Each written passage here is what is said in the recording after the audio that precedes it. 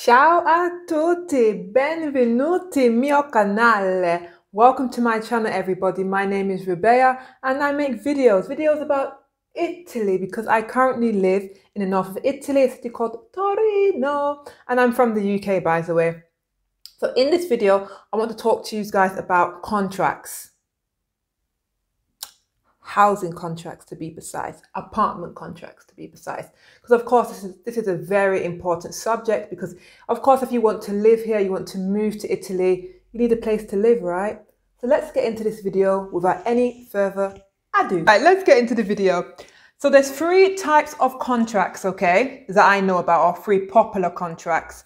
I'm going to explain them to you. So of course, I'm going to butcher these names, so I'm going to write them somewhere here or there, so it's easy reference for you. And also bear in mind that I will write about the contracts, okay, over on my blog, rebeabailey.com. I will write it here, so go over there and check it out so that you are, just so that it's easier for you to navigate, and you can always reference back to this blog post.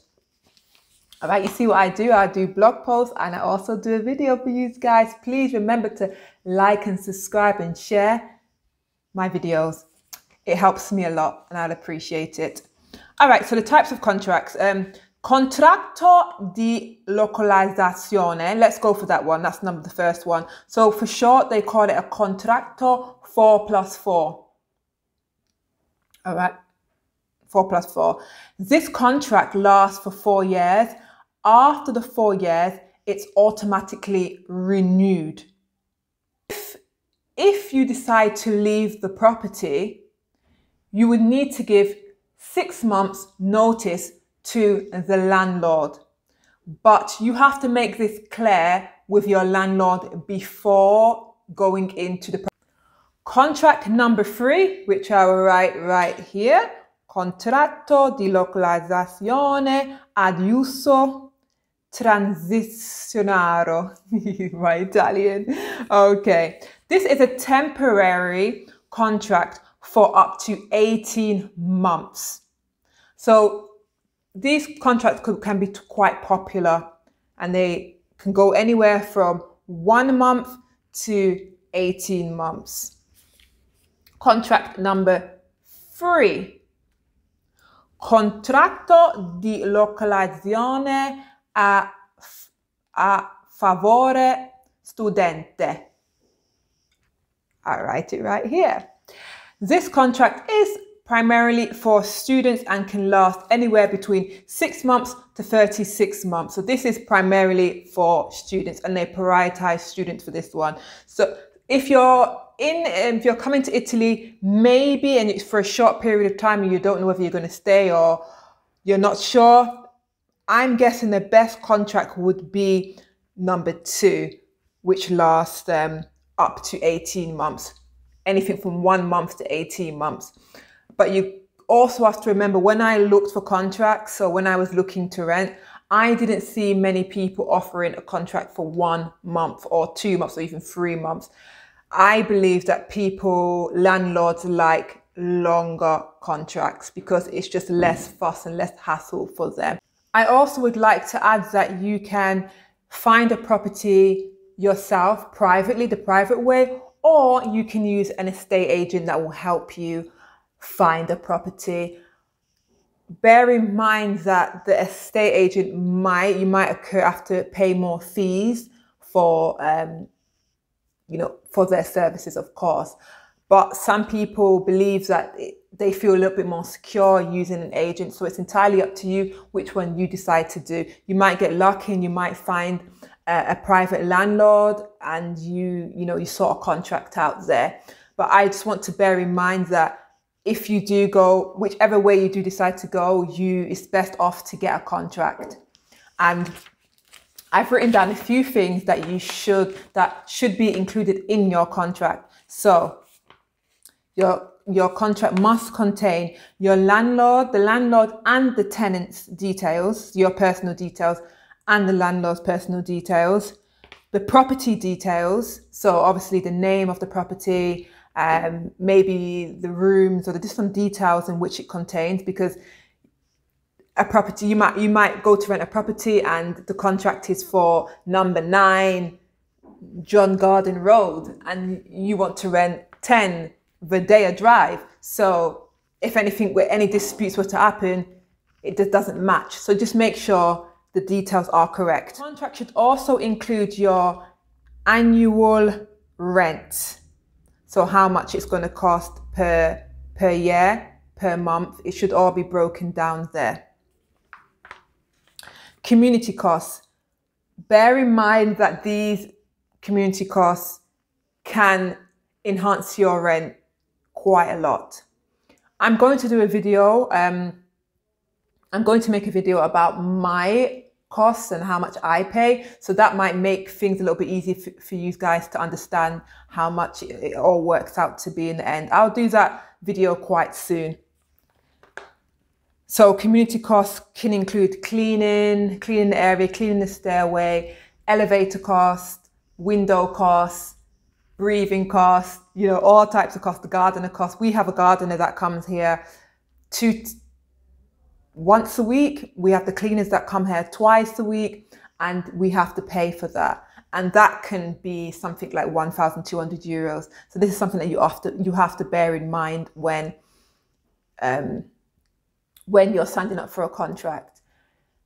Sometimes you might have to pay these costs monthly, or sometimes yearly, or sometimes quarterly. So that's something that you need to discuss with your landlord, with the landlord. Generally, the amount of deposit that's required is 3 to 4 months rent. So 3 to 4 months. So for example, if your rent is 700 euros per month, you times that by 3 or times that by 4 and be prepared to hand that over to the landlord. Okay, or be prepared to hand that over to the estate agent, whichever one you decide to use. And as I said before, there might be an extra fee with the estate agent as well. But I think that's just like a finder's fee and a security fee. So that's a little bit separate. But you need a lump sum of money, you know, maybe a good 5,000 euros, I would say, safely for the property. Contract length. Also, your contract should contain the contract length. If it's a 4x4 contract, if it's the second contract or the third contract, it should specify how long the contract will last. The terms and conditions of the contract also need to be written there. So for example, 6 months notice is needed.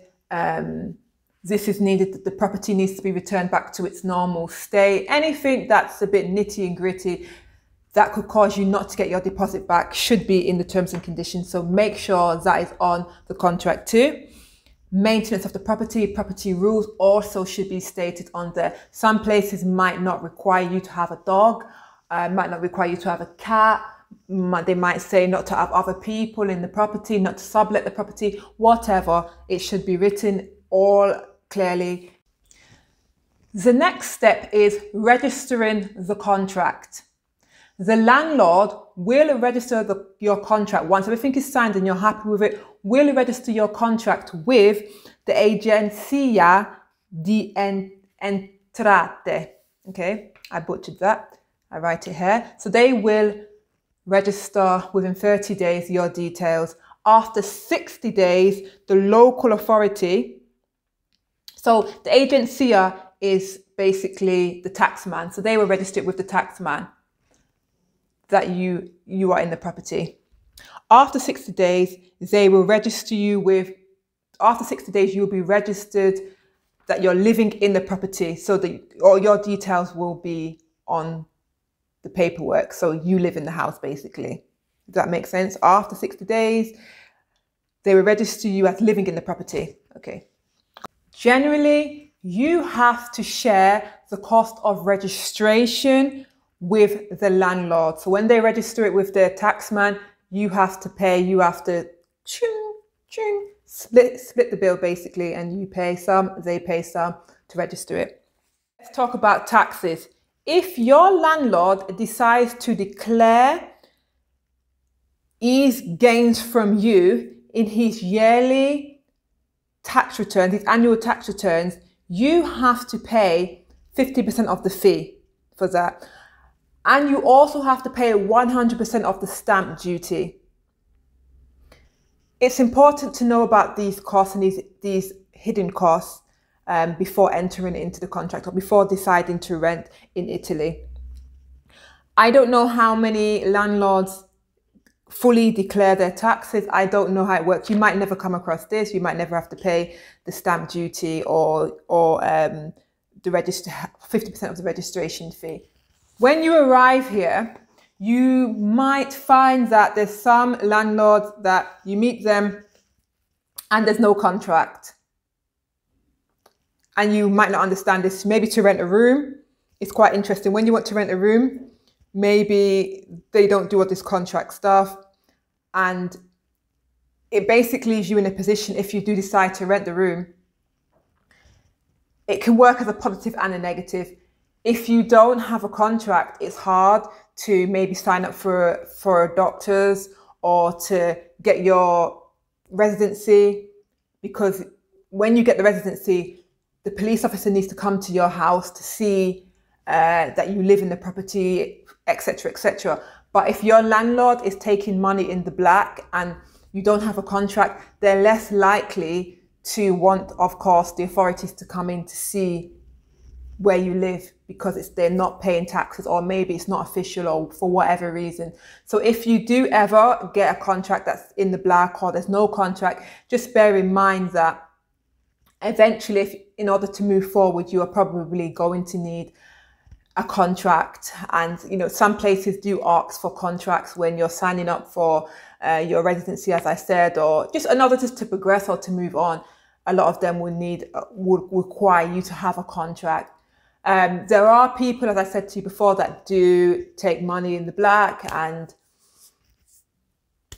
yeah, it's kind of a security thing as well. If they change their mind or if something happens, you could possibly be out on the street without any protection or whatnot. But if you first come here for maybe a couple of months and you're coming to test the waters, if that's something that you decide to do, okay, just bear that in mind. Anyway, I hope that you found this video valuable. And if you did, please like and subscribe, share the video to other people. I'd be very, very grateful. And also, if you've got any questions, write in the comment section below. Okay, well, thank you for watching this video. Ciao.